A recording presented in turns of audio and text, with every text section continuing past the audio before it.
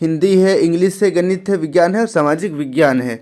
तो सबसे पहले हिंदी है, देखेंगे हम लोग हिंदी का। तो देखिए हिंदी, प्रश्न 1 एवं 2 के सही उत्तर चुनकर लिखिए। पहला नंबर का क्वेश्चन देखिए, यथाशक्ति में निहित समास है। तो यथाशक्ति में कौन सा समास है? पहला ऑप्शन देखिए द्वंद्व समास, दूसरा तत्पुरुष समास, तीसरा बहुव्रीहि समास और चौथा है अव्ययी भाव समास। तो देखिए यथाशक्ति अव्ययी भाव समास सही, क्लियर है, तो इसलिए ऑप्शन नंबर डी सही हो जाएगा। फिर देखिए सेकेंड, इनमें से कौन सा उच्चारण शब्द का संधि विच्छेद है? क्लियर है, इनमें से कौन सा उच्चारण शब्द का संधि विच्छेद है? ए नंबर का ऑप्शन देखिए उच्चार जोड़ चरण, बी नंबर देखिए उत जोड़ चारण, सी नंबर देखिए उच्च जोड़ रन और डी नंबर देखिए उच्चार जोड़ अन। तो इसका सही आंसर हो जाएगा ऑप्शन नंबर बी, क्लियर है, उच्चारण का सही संधि विच्छेद होता है उत जोड़ चारण। फिर देखिए 3 नंबर का क्वेश्चन है, निम्नलिखित में से किन्हीं 2 शब्दों का तद्भव रूप लिखें। क्लियर है, तद्भव रूप लिखें। तो देखिए तद्भव रूप किसे कहते हैं? वैसा शब्द जो संस्कृत से हिंदी बना है। क्लियर है, कोई ऐसा शब्द जो पहले संस्कृत में था लेकिन बाद में उसको हिंदी में बना दिया गया है, हिंदी लैंग्वेज, हिंदी शब्द, हिंदी भाषा का शब्द बन गया, उसको बोलते हैं तद्भव। तो देखिए हम लोग इसमें मातृ का देखेंगे और पुष्प का देखेंगे। मातृ का तद्भव हो जाएगा माता और पुष्प का हो जाएगा फूल। क्लियर है, यहाँ पर मैं लिख दे रहा हूँ, मातृ का हो जाएगा माता, ममेकर तमेकर माता, और पुष्प का हो जाएगा यहाँ पर फूल। ओके, इसे आप नोट कर लीजिए। फिर देखिए 4 नंबर का क्वेश्चन है, मातृभूमि से आप क्या समझते हैं? क्लियर है, मातृभूमि से आप क्या समझते हैं? तो चलिए इसका आंसर देखते हैं हम लोग। तो देखिए मातृभूमि से आप क्या समझते हैं, क्या उत्तर हो जाएगा, मातृभूमि का अर्थ है हमारी माता के समान ऐसी भूमि जो जन्म से लेकर मृत्यु तक हमारा पालन पोषण करे। माता के समान होने के कारण मातृभूमि हमें प्राणों से भी प्यारी होती है। क्लियर है, तो बस इतना ही लिखना है, मातृभूमि से आप क्या समझते हैं उसका आंसर। क्लियर है, टोटल 4 लाइन का है। फिर देखिए हम लोग नेक्स्ट क्वेश्चन की ओर बढ़ते हैं। अब नेक्स्ट क्वेश्चन 5 नंबर देखिए, पुष्प की अभिलाषा कविता में पुष्प के द्वारा क्या अभिलाषा व्यक्त की गई है? क्लियर है, पुष्प की अभिलाषा कविता में पुष्प के द्वारा क्या अभिलाषा की गई है? तो चलिए इसका आंसर देखते हैं। फिर से एक बार क्वेश्चन देखिए, पुष्प की अभिलाषा कविता में पुष्प के द्वारा क्या अभिलाषा व्यक्त की गई है? तो देखिए इसका आंसर हो जाएगा, प्रस्तुत कविता में पुष्प की अभिलाषा है कि उसे मातृभूमि के लिए प्राणोत्सर्ग करने वालों के पथ पर ही डाला जाए, उसे अपने अन्य उपयोग का कोई इच्छा नहीं है। ओके, तो इसे नोट कर लीजिए। इसके बाद हम बढ़ते हैं नेक्स्ट क्वेश्चन की ओर। नेक्स्ट क्वेश्चन देखिए 6 नंबर का क्वेश्चन है, छोटा जादूगर के चरित्र की कौन कौन सी विशेषताएं थी? ओके, तो चलिए इसका हम लोग आंसर देखते हैं। पहले ये देख लीजिए कि कितना नंबर का है। यहाँ पर देखिए सिर्फ 1 नंबर का है। ओके, ये क्वेश्चन सिर्फ 1 नंबर का है, तो ज़्यादा लंबा हम लोग नहीं लिखेंगे इसका। तो देखिए छोटा जादूगर के चरित्र की विशेषता को लिखिए। तो यहाँ पर देखिए 1 नंबर का है, जैसे कि क्वेश्चन में दिया हुआ है, तो आपको इतना लंबा लिखने का जरूरत नहीं है। अगर ज़्यादा मार्क्स का रहता तो इतना लंबा लिखते, हम लोग इसमें बस इतना लिखेंगे। देखिए छोटे जादूगर के चरित्र की विशेषता स्वावलंबी, मातृभक्ति, दूसरा देखिए, तीसरा देखिए देशभक्त और चौथा साहसी। बस इसको मेंशन कर दीजिएगा, 1 नंबर मिल जाएगा। और आप चाहे तो कोई दिक्कत नहीं है, पूरा भी लिख सकते हैं। स्वावलंबी में वह स्वयं तमाशा दिखाने के लिए उत्सुक रहता था ताकि कुछ पैसे कमा सके। ऐसे करके आप, जैसे मातृभक्ति, वह बहुत बड़ा भक्त था। क्लियर है, माता का सेवा करता था। देखिए बीमार माता की सेवा के लिए कठिन परिश्रम करता था। इस तरीके से आप पूरा लिख सकते हैं यहाँ तक। क्लियर है, साहसी तक। अब हम लोग बढ़ते हैं नेक्स्ट नंबर की ओर। अगर आपको इसे नोट करना है तो आप वीडियो को रोक करके नोट कर लीजिए। फिर देखिए 7 नंबर का क्वेश्चन है, आप कैसे कह सकते हैं कि छोटा जादूगर देशभक्त और मातृभक्त था? ओके, तो चलिए इसका हम लोग आंसर देखते हैं। तो फिर से एक बार क्वेश्चन देखिए, आप कैसे कह सकते हैं कि छोटा जादूगर देशभक्त और मातृभक्त था। तो इसका आंसर आपको लिखना है। देखिए, छोटा जादूगर एक 13-14 वर्ष का स्वाभिमानी देशभक्त और मातृभक्त लड़का था। उसके पिता देश के लिए जेल में थे। वह भी देश के लिए पिता की तरह ही जेल जाना चाहता था, किंतु घर में उसकी माँ बीमार थी। अपनी माँ की बीमारी की वजह से वह जेल नहीं गया और माँ के लिए मेहनत करके कुछ कमाना चाहता है ताकि अपने माँ की देखभाल भी कर ले और अपने पैरों पर खड़ा भी हो जाए। ओके, तो इतना नोट कर लीजिए, इसे लिख लीजिएगा। ये अगर ज़्यादा लग रहा है आपको तो आप इतना तक लिखिएगा तो भी चलेगा कि किंतु घर में उसकी माँ बीमार थी, अपनी माँ की बीमारी की वजह से वह जेल नहीं गया। इतना तक भी लिखिएगा तो चलेगा। ओके, आप चाहे तो पूरा लिख सकते हैं, आपकी मर्जी। मैं यहाँ पर डिस्प्ले कर दे रहा हूँ, आप चाहे तो पूरा लिख सकते हैं। फिर देखिए नेक्स्ट क्वेश्चन, नेक्स्ट 8 नंबर का क्वेश्चन है, मित्र का चुनाव करते समय हमें किन बातों का ध्यान रखना चाहिए। ओके, मित्र का चुनाव करते समय हमें किन बातों का ध्यान रखना चाहिए। तो चलिए हम लोग बढ़ते हैं आंसर की ओर। तो देखिए क्वेश्चन फिर से देखते हैं, मित्र का चुनाव करते समय हमें किन बातों का ध्यान रखना चाहिए। तो इसका आंसर देखिए, मित्र का चुनाव करते समय हमें निम्नलिखित बातों का ध्यान रखना चाहिए। जैसे 1 नंबर देखिए, हमारे अच्छे विचारों संकल्पों को दृढ़ करने वाला हो। 2 नंबर, हमें दोषों और त्रुटियों से बचाए। 3 नंबर, हमारे सत्य, पवित्रता और मर्यादा के प्रति प्रेम को पुष्ट करे। फिर देखिए 4 नंबर, जब हम कुमार्ग पर पैर रखें तब वह हमें सचेत करे। फिर देखिए 5 नंबर, जब हम जीवन मार्ग में हतोत्साहित हों तब हमें उत्साहित करे। फिर देखिए 6, वह बुद्धिमान हो और हमारे आनंद में सम्मिलित हो। फिर देखिए 7वां, हमें कर्तव्य पथ की ओर अग्रसर करने वाला हो। तो बेसिकली इतना गुण होना चाहिए कि हम अपने मित्र को चुन सके। अगर ये सब गुण हमारे मित्र में है, हमारा मित्र हमें कुमार्ग में चलने से रोक रहा है, हमारे संकल्पों को दृढ़ कर रहा है, हमारे मर्यादाओं को भंग नहीं कर रहा है, तो हम ऐसे लोगों को अपना मित्र बना सकते हैं। अब बढ़ते हैं हम लोग नेक्स्ट क्वेश्चन की ओर।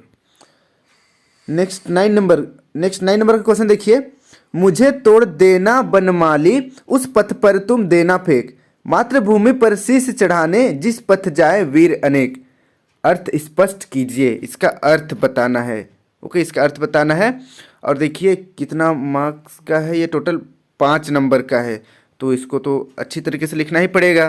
तो चलिए हम लोग इसका आंसर लिखते हैं। अब देखिए फिर से मैं एक बार लाइन पढ़ रहा हूँ, मुझे तोड़ देना बनमाली, उस पथ पर तुम देना फेंक, मातृभूमि पर शीश चढ़ाने जिस पथ जाए वीर अनेक। तो देखिए इसका उत्तर, पहले प्रसंग लिखना है। प्रस्तुत पंक्तियों में कवि ने मातृभूमि की सेवा करने के लिए प्रेरित करने का प्रयास किया है।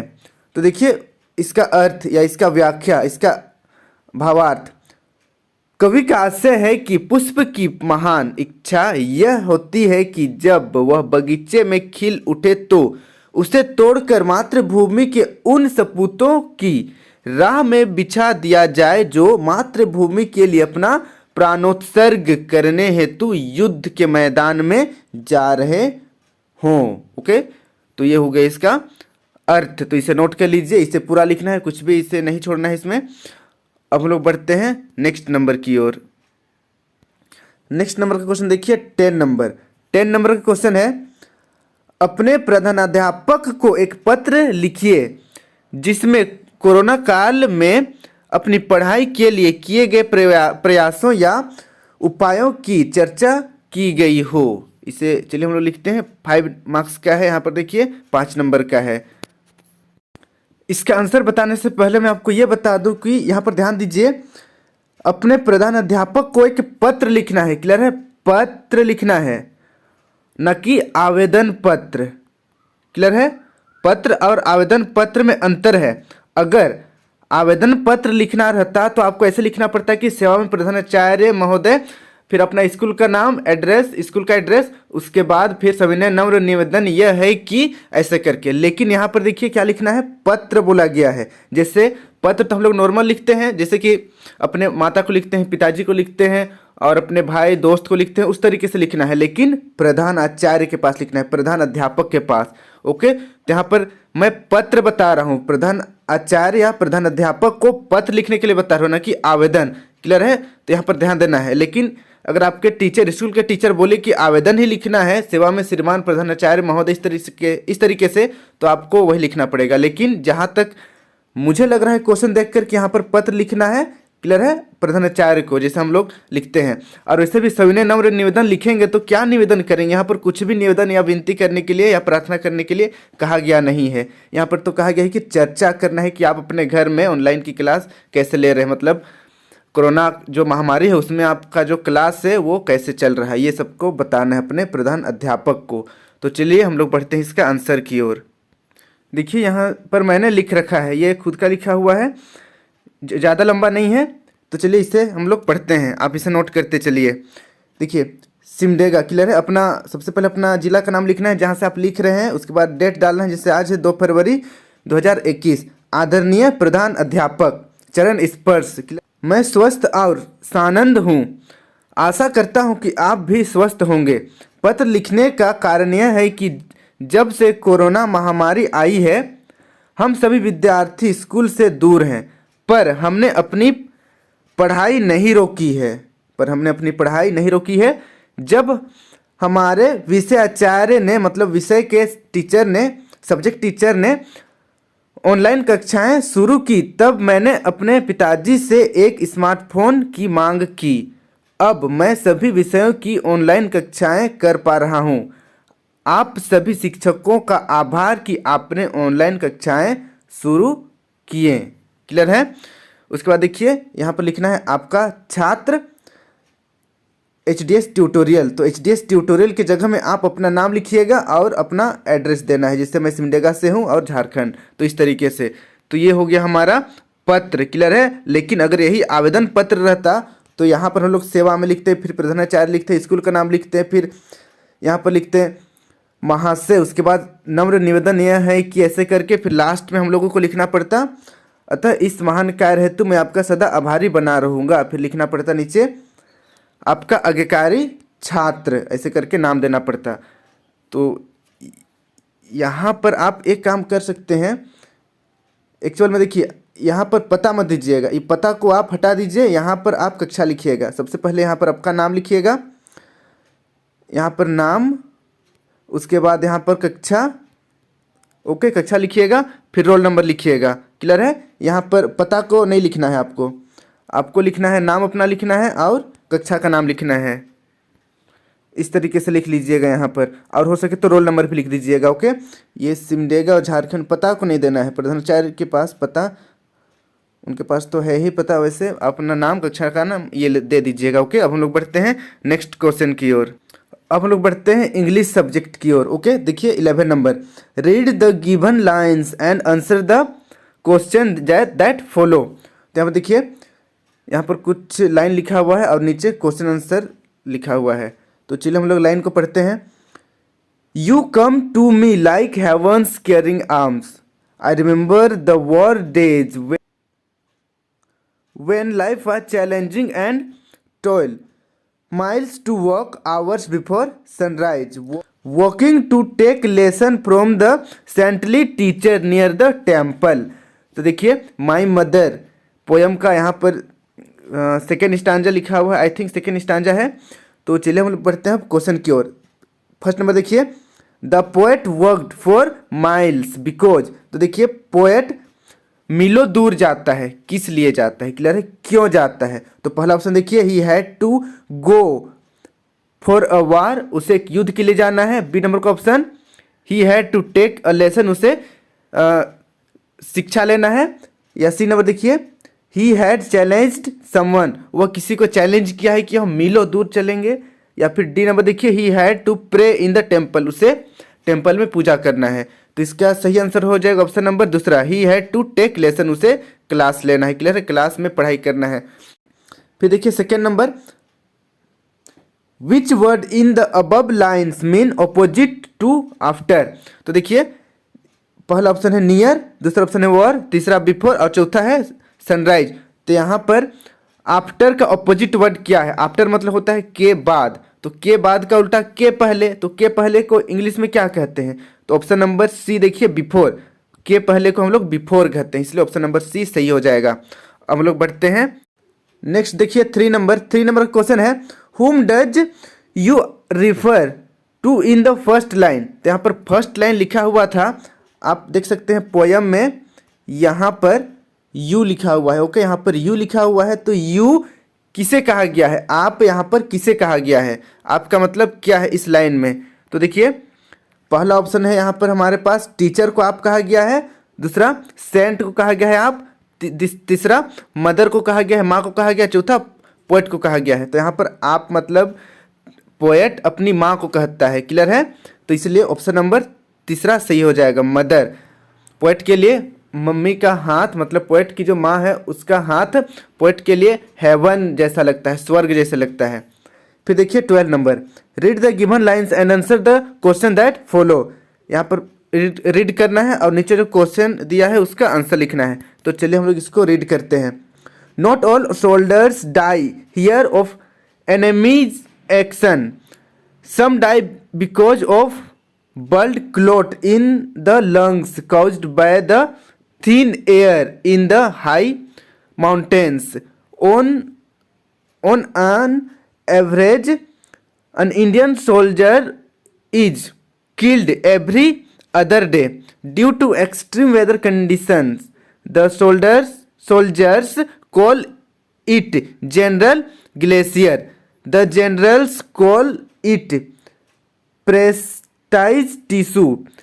They sacrifice their life because they love their country. तो यहाँ पर देखिए इसका हिंदी मीनिंग इस तरीके से हो जाएगा कि जो ग्लेशियर में लोग रहते हैं सियाचिन में, वे लोग लड़ाई करके बहुत कम मरते हैं, क्लियर है, एनिमी एक्शन से मतलब दुश्मन लोग से कम मरते हैं, वहाँ पर मर जाते हैं। उसका कारण ये है कि उनका जो लंग्स है, फेफड़ा है, उसमें खून जम जाता है बहुत ठंड होने के कारण, क्लियर है, बहुत ही ठंड होने के कारण।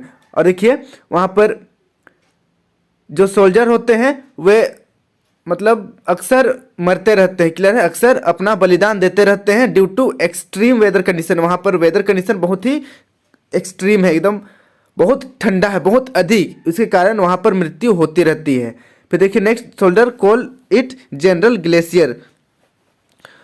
सोल्जर मतलब सैनिक, उसे जनरल ग्लेशियर कहते हैं।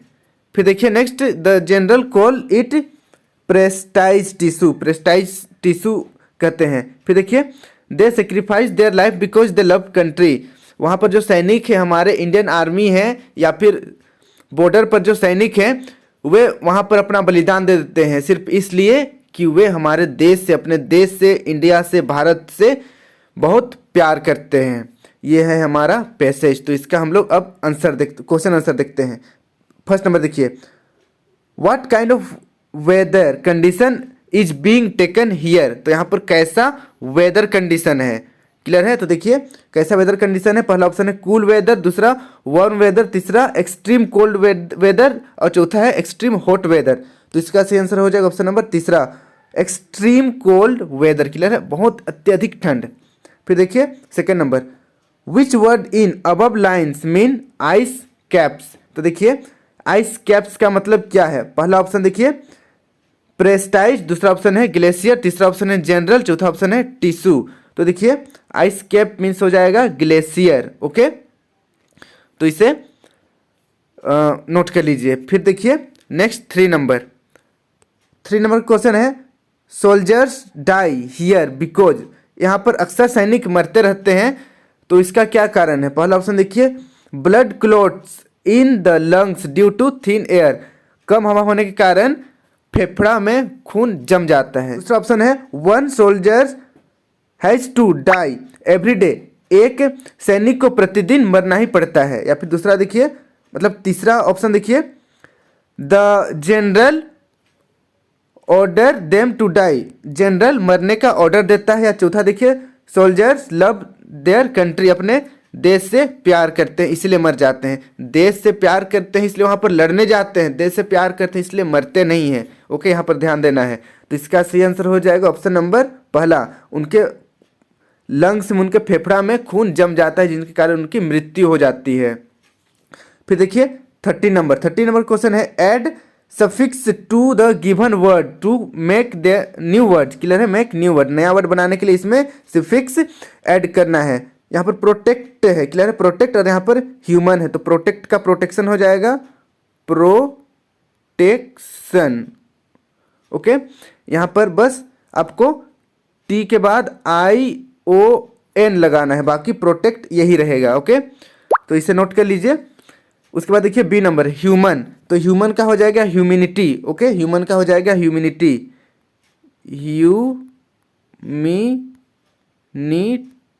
ह्यूमिनिटी, इसे नोट कर लीजिए, HUMINITY, ह्यूमिनिटी, इसका आंसर हो जाएगा ह्यूमन का। अब हम लोग बढ़ते हैं 14 नंबर 40 नंबर की ओर। 40 नंबर क्वेश्चन है, who has composed the poem daffodils. Clear है, डैफोडिल्स का राइटर कौन है, डैफोडिल्स को किसने लिखा है? तो इसका आंसर हो जाएगा विलियम वर्ड्सवर्थ। ओके, तो चलिए इसका मैं स्पेलिंग यहाँ पर नीचे यहीं पर लिख देता हूँ, यहाँ पर ध्यान दीजिए। इसका आंसर है विलियम वर्ड्सवर्थ। ओके, यहाँ पर स्पेलिंग लिखा हुआ है, विलियम का WILLIAM विलियम, और वर्ड्सवर्थ का WORDSWORTH वर्थ। क्लियर है, वर्ड्सवर्थ, तो इसे नोट कर लीजिए। फिर देखिए 15 नंबर का क्वेश्चन। 15 नंबर का क्वेश्चन है, right the poets feeling when he sees a host of golden daffodils. Clear है, जब गोल्डन डैफोडिल्स को देखा कवि तो उसके मन में कैसा फीलिंग था उसे लिखना है। तो चलिए हम लोग इसका आंसर लिखते हैं। तो देखिए क्वेश्चन और एक बार मैं रीड करता हूँ, describe in your own word that poet feeling when he sees the host of golden daffodils. Question में थोड़ा सा वर्डिंग चेंज है ये आसपास, बट सेम है क्वेश्चन। तो चलिए इसका आंसर लिखते हैं, the poets heart was filled with joy when he saw the golden daffodils fluttering and dancing, his loneliness vanished। तो देखिए इसका हिंदी मीनिंग हो जाएगा, जब कवि डैफोडिल्स को देखा, क्लियर है, नाचते हुए देखा और डांसिंग करते हुए देखा, फ्लटरिंग करते हुए देखा, इधर उधर झूमते हुए देखा, तो उसका जो दिल है खुशी से भर आया और उसका अकेलापन, हिज लोनलीनेस वेनिस्ड, उसका अकेलापन बिल्कुल खत्म हो गया। ओके, तो इसे नोट कर लीजिए। हम लोग बढ़ते हैं नेक्स्ट क्वेश्चन की ओर। नेक्स्ट देखिए 16 नंबर question, whom does we call a veterinary doctor. हम लोग वेटेरिनरी डॉक्टर किसे कहते हैं? तो इसका आंसर देखिए, a veterinary doctor is someone who gives animal veterinary medicine और मेडिकल ट्रीटमेंट।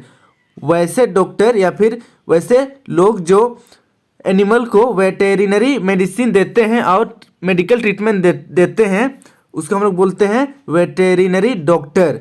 और they are doctors for animal. Clear है, वे डॉक्टर हैं लेकिन एनिमल के डॉक्टर हैं, पशु चिकित्सक जिसको हिंदी में कहा जाता है। तो इसे नोट कर लीजिए। फिर हम लोग बढ़ेंगे नेक्स्ट नंबर की ओर। नेक्स्ट नंबर का क्वेश्चन देखिए 17 नंबर क्वेश्चन है, write a letter to your friend describing him about the quality of Kali based on the story Kali and the rat snake. तो जो स्टोरी है देखिए, स्टोरी का नाम है Kali and the rat snake. इस कहानी के आधार पर आपको काली का कुछ क्वालिटी को डिस्क्राइब करना है। देखिए सबसे पहले अपना एड्रेस देना है, क्लियर है, जहां से आप लेटर लिख रहे हैं। तो मैं सिमडेगा से लिख रहा हूँ इसलिए सिमडेगा। फिर आज का डेट देना है, आज डेट है 2 फरवरी 2021। आप जब लिखिएगा तब का डेट दीजिएगा। फिर देखिए डियर रामू, मेरा फ्रेंड का नाम रामू है तो मैं डियर रामू लिख रहा हूँ। आप अपने फ्रेंड का नाम लिख सकते हैं और नहीं तो रामू भी चलेगा। फिर देखिए next, I am very happy here and I hope you are also well there. मैं यहाँ ठीक हूँ, उम्मीद करता हूँ कि आप भी वहाँ ठीक होगे, तुम भी वहाँ ठीक होगे। फिर देखिए, I want to describe the qualities of Kali based on the story Kali and the rat snake. Kali and the red snake के आधार पर मैं कुछ काली का कुछ गुण आपको बताना चाहता हूं। अगर देखिए, Kali's father is a famous snake catcher, Kali के पिताजी बहुत फेमस सांप पकड़ने वाले हैं। क्लियर है। फिर देखिए next, Kali is also good in catching the snake, Kali भी अच्छी तरीके से सांप पकड़ लेता है। फिर देखिए next, when a red snake entered in the classroom then Kali catch the snake and manage the class। Clear है। तो यहाँ पर कैच एस हो जाएगा, यहाँ पर एस लगाइएगा, कैचेस। ओके, यहाँ पर एस लगेगा, कैचेस।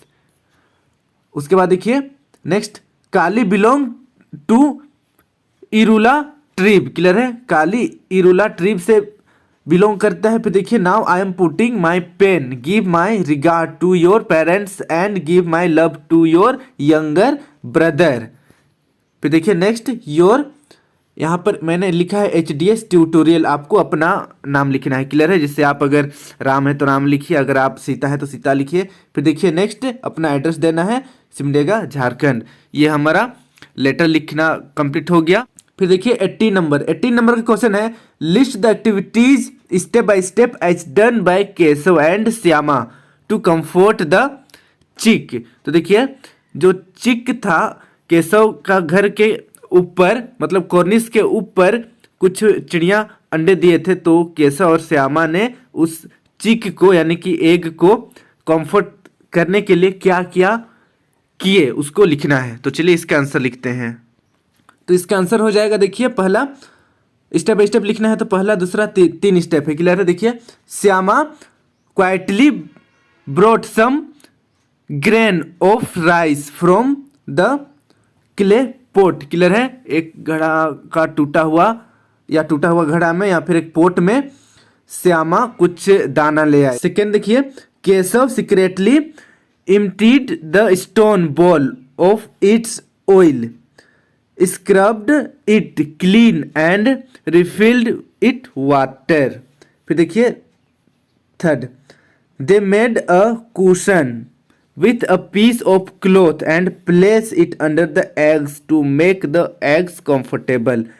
वे क्या किया, देखिए एक बोल लाए और उसमें पानी रख दिए, उसके बाद कुछ कपड़ों के टुकड़ों से उसके लिए मतलब एग के लिए तकिया बना दिए। क्लियर है। और उसके ऊपर एग को रख दिए ताकि उनको लगे, ताकि एग को कंफर्ट फील हो सके। क्लियर है। अब लोग बढ़ते हैं नेक्स्ट क्वेश्चन की ओर। हमारा इंग्लिश का कंप्लीट हुआ। अब हम लोग बढ़ते हैं मैथ की ओर, गणित की ओर। तो देखिए 19 नंबर का क्वेश्चन है, 0/1। क्लियर है। 0/1 का गुणन व्युत्क्रम है। तो देखिए इसका गुणन व्युत्क्रम क्या होगा। तो इसका गुणन व्युत्क्रम हो जाएगा, व्युत्क्रम मतलब होता है उल्टा। क्लियर है। तो इसका पहला ऑप्शन देखिए, A नंबर में 1 है, फिर B नंबर में -1, C नंबर में 0, D नंबर में परिभाषित नहीं है। तो देखिए ऑप्शन नंबर डी सही हो जाएगा। क्लियर है। परिभाषित नहीं है। क्लियर है, अपरिभाषित है। तो देखिए कैसे, यहाँ पर 0/1। क्लियर है। 0/1 का गुणन व्युत्क्रम लिखेंगे हम लोग तो हर का अंश बन जाता है, अंश का हर बन जाता है, 1/0 हो जाएगा। और देखिए कोई भी संख्या के नीचे अगर 0 रहेगा, क्लियर है, बटे के नीचे 0 रहेगा, ऊपर 1 रहे, 2 रहे, कुछ भी रहे, तो वह अपरिभाषित हो जाता है। क्लियर है। किसी के भी नीचे 0 नहीं हो सकता है, तो ये अपरिभाषित हो जाएगा। इसलिए ऑप्शन नंबर डी सही है। फिर देखिए 20 नंबर, इनमें से कौन परिमेय संख्या है। पहला ऑप्शन देखिए -3/4, दूसरा ऑप्शन है 3/4, ऑप्शन सी यानी कि तीसरा ऑप्शन है 4 और ऑप्शन डी है सभी। तो इसका सही आंसर हो जाएगा ऑप्शन नंबर डी सभी। क्लियर है। इनमें से सभी परिमेय संख्या है। फिर देखिए 21 नंबर, 9 पर समाप्त होने वाली संख्या के वर्ग के इकाई अंक होगा। तो देखिए 9 पर समाप्त होने वाली संख्या के इकाई का अंक होगा। तो देखिए 9 कितना होता है, 9 हम लोग गुना करेंगे तो 81 हो जाता है। तो इकाई में क्या है, इकाई में आप देख सकते हैं 1 के है, तो इसलिए इसका आंसर हो जाएगा ऑप्शन नंबर सी। क्लियर है। ऑप्शन नंबर सी में देखिए 1 दिया हुआ है, तो ऑप्शन नंबर सी सही हो जाएगा। 1 होता है, इकाई में 1 होता है। फिर देखिए 22 नंबर, एक ऋणात्मक संख्या का वर्ग होगा। तो देखिए ऋणात्मक संख्या का वर्ग हमेशा धनात्मक होता है। तो देखिए पहला नंबर तो ऋणात्मक गलत है, दूसरा धनात्मक सही है, और जीरो नहीं है, नहीं होगा, फिर सभी ये भी नहीं हो सकता है। ऑप्शन नंबर बी सही है, धनात्मक। फिर अब हम लोग बढ़ते हैं नेक्स्ट क्वेश्चन की ओर। नेक्स्ट क्वेश्चन देखिए 23 नंबर। 23 नंबर क्वेश्चन है, एक ऋणात्मक परिमेय संख्या का व्युत्क्रम क्या होगा। तो देखिए ऋणात्मक संख्या का व्युत्क्रम मानकर चलिए -1 है, तो इसका व्युत्क्रम क्या हो जाएगा, इसका व्युत्क्रम प्लस हो जाएगा, क्लियर है, +1, इसलिए इसका आंसर हो जाएगा एक ऋणात्मक परिमेय संख्या का व्युत्क्रम धनात्मक होता है। फिर देखिए 24 नंबर, -7/10 भिन्नात्मक संख्या नहीं है, क्यों। तो इसे आप खुद से बना लीजिएगा। अब हम लोग बढ़ते हैं 25 नंबर की ओर। 25 नंबर का क्वेश्चन देखिए, एक वर्गाकार बोर्ड का क्षेत्रफल 144 वर्ग इकाई है, इसकी एक भुजा की माप बताइए। तो चलिए इसको हम लोग बनाते हैं। यहां पर ध्यान दीजिए, वर्ग का क्षेत्रफल बराबर होता है a², क्लियर है, मतलब भुजा गुनी भुजा। तो यहाँ पर देखिए वर्ग का क्षेत्रफल दिया हुआ 144 वर्ग इकाई बराबर, यहाँ पर देखिए a² को नीचे उतार देंगे a²। फिर देखिए हम लोग क्या किए, a² को अभी इधर ले आए हैं और 144 को दूसरा साइड ले गए हैं, बस हम लोग इधर उधर कर दिए हैं। a² इधर राइट साइड में था, उसको लेफ्ट कर दिए हैं, और लेफ्ट वाला को राइट में कर दिए हैं।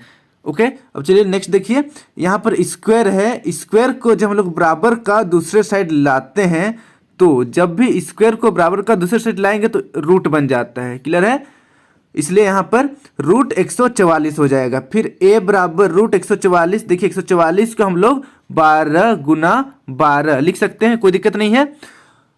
उसके बाद यहाँ पर देखिए रूट है, तो अंदर का जोड़ा 2 का ग्रुप बनाएंगे और एक को बाहर निकाल देंगे, तो यहाँ पर देखिए a बराबर 12 निकल जाएगा, इसलिए a बराबर मतलब भुजा बराबर हो जाएगा 12 इकाई, ये आंसर हो गया। क्लियर है, क्लियर हो गया होगा, इसे नोट कर लीजिए। हम लोग बढ़ते हैं नेक्स्ट क्वेश्चन की ओर। नेक्स्ट नंबर देखिए 27 नंबर। 27 नंबर, नेक्स्ट नंबर देखिए 27 नंबर। 27 नंबर का क्वेश्चन है, वितरण गुणन का प्रयोग कर हल करें। यहाँ पर 3/5 × 35/24 - 40 इसको हल करना है। तो चलिए इसको हम सॉल्व करते हैं। यहाँ पर देखिए मैंने क्वेश्चन लिख रखा है और इसका सोल्यूशन भी किया है। 3/5 × 35/24 - 40। तो यहाँ पर देखिए वितरण में क्या करेंगे, 3/5 को एक बार 35/24 के साथ गुना करेंगे, फिर 3/5 को फिर 40 के साथ मल्टीप्लाई करेंगे, और बीच में माइनस है तो माइनस साइन लगाएंगे, जिससे यहाँ पर लिखा हुआ है। देखिए यहाँ पर 3 और 24 कट जाएगा 8 से, उसके बाद 5 × 5 5 7 35 हो जाएगा, फिर यहाँ पर 5 × 5 5 8 40। तो इस तरीके से लास्ट में यहाँ पर 7 बचेगा, और नीचे देखिए 8 है, मैंने 8 लिखा है, फिर इधर 3 8 और 3 8 गुना 3 यहाँ पर, और नीचे 1 है, 1 मैंने लिख दिया है।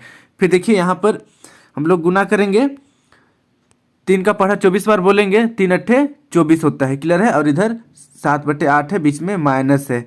अब यहाँ पर देखिए, यहाँ पर 24 गुना 8, 24 गुना 8 यहाँ पर लिखना पड़ेगा आप लोगों को। अब देखिए 7 का 7 यहाँ पर 7 हो जाएगा, फिर 24 8 192 होता है, क्लियर, 192।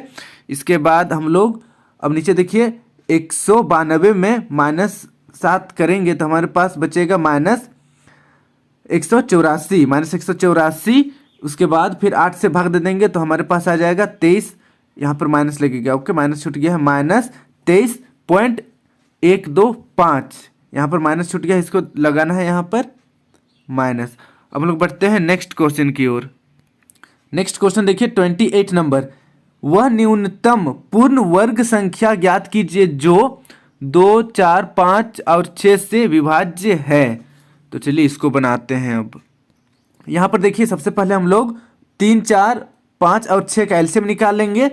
तो देखिए एलसीएम इस तरीके से निकालते हैं, आप लोगों को पता है, एलसीएम इसका हो जाएगा 60, फिर 60 का फिर से हम लोग इसका गुणनखंड करेंगे। गुणनखंड करेंगे तो देखिए 2 गुना 2 गुना 3 गुना 5 आया है, और इसका हम लोग वर्ग बनाने की कोशिश करेंगे, जोड़ा